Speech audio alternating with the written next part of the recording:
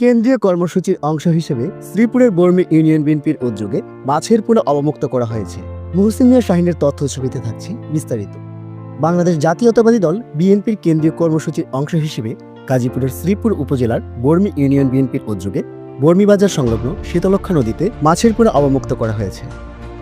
বৃহস্পতিবার সকালে এ কর্মসূচি উদ্বোধন করেন কেন্দ্রীয় বিএনপির সহ স্বাস্থ্য বিষয়ক সম্পাদক ও গাজীপুর জেলা বিএনপির সিনিয়র যুগ্ম আহ্বায়ক অধ্যাপক ডক্টর এস.এম. রফিকুল ইসলাম বাচ্চু। এ সময় উপস্থিত ছিলেন শ্রীপুর উপজেলা বিএনপির আহ্বায়ক আব্দুল মুতালেব, সদস্য সচিব খায়রুল কবির আজাদ মণ্ডল, উপজেলা বিএনপির সাবেক সভাপতি শাহজাহান ফকির, যুগ্ম আহ্বায়ক মুক্তারুল করিম মুরল শামীম, যুগ্ম আহ্বায়ক মুসলিউদ্দিন মৃধা এবং উপজেলা বিএনপির আহ্বায়ক সদস্য আজিজুল হক রতন ফকির। আজিজুল হক রতন ফকিরের নেতৃত্বে একটি মিছিল নিয়ে অসংখ্য নেতাকর্মী এ অনুষ্ঠানে যোগ দেন।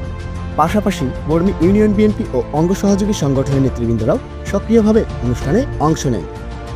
অনুষ্ঠানে আজিজুল হক রতন ফকির বলেন, আগামী দিনে বর্মী ইউনিয়ন বিএনপির সকল কর্মীদের ঐক্যবদ্ধ হয়ে কাজ করতে হবে। আমরা যদি দেশ ও জনগণের কল্যাণে কাজ করি তাহলে আমাদের কেউ পিছিয়ে রাখতে পারবে না। সকল নেতাকর্মীদের তিনি ঐক্যবদ্ধ হয়ে কাজ করার আহ্বান জানান। একই সঙ্গে আগামীতে বর্মী ইউনিয়ন কমিটিকে স্বচ্ছ, ত্যাগী ও কর্মী বান্ধব মানুষ দিয়ে গঠনের আহ্বান জানান।